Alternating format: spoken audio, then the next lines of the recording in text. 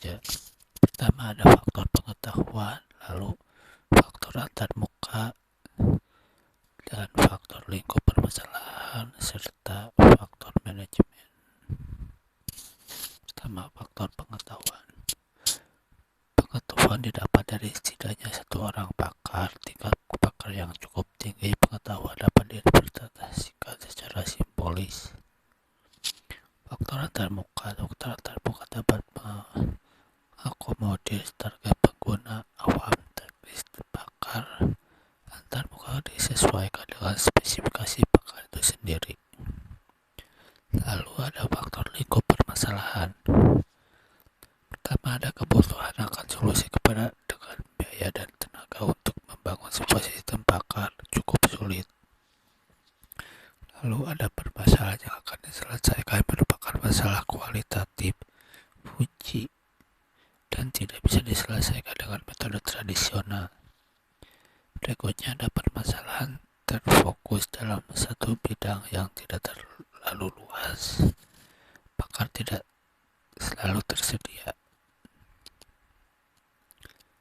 Ini ada faktor manajemen. Pertama, ada dukungan. Manajemen merupakan keharusan, kebijakan, dana, sumber daya, pelatihan untuk pengguna.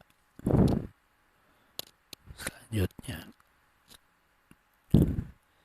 ini adalah identifikasi artikel tentang cara mengukur kesuksesan efektivitas. Di sini ada identifikasi tema, mendiagnosa penyakit kulit pada anak, mendiagnosa penyakit tuberkulosis.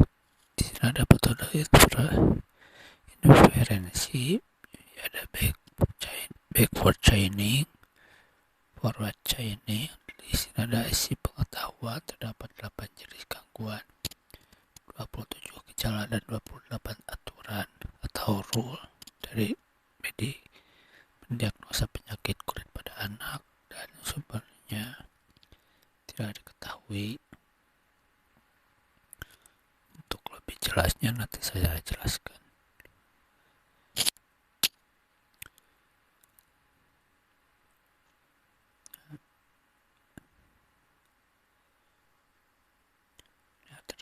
Ini artikel yang sudah saya temukan. Ada 10. Dan ini penjelasannya. Pengujian yang dilakukan untuk jurnal yang pertama, pengujian beta berdasarkan hasil uji sistem pakar ini dapat memberikan informasi tentang gejala penyakit kulit pada anak kepada pasien.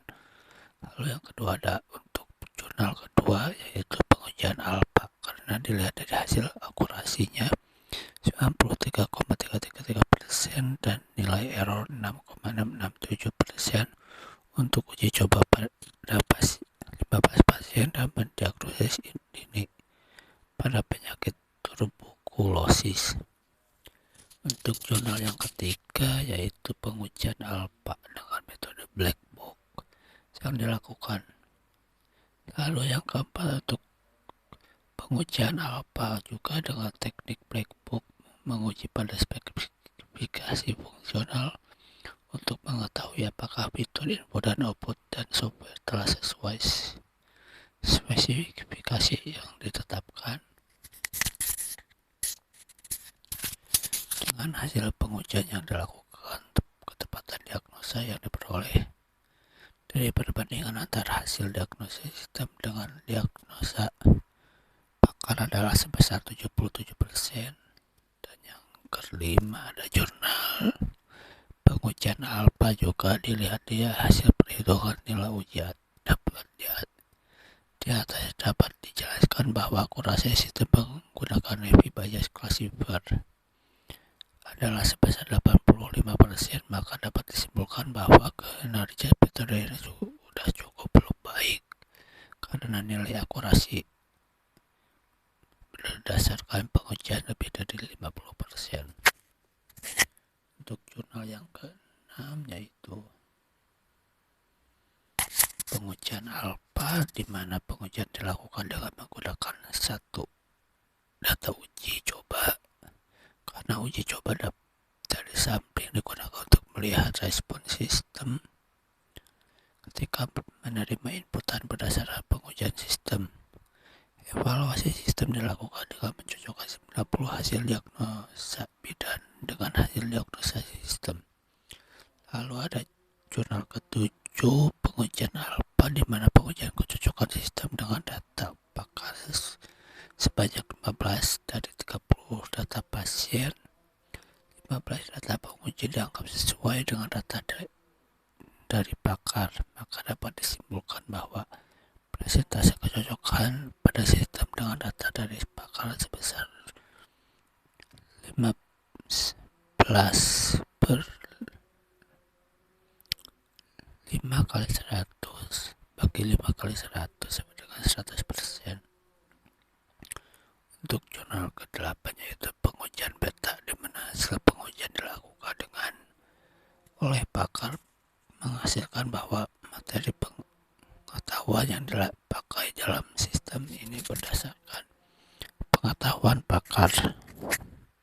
Selain itu, akurasi hasil diagnosis mendekati akurat dan kelayakan sistemnya itu layak berdasarkan hasil pengujian.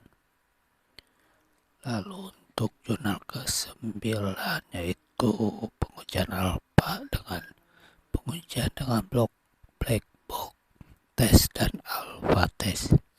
Dalam pengujian black box test ini melibatkan pakar kesehatan penyakit saraf yaitu Dr. Haji Sekar Saidi SPSK.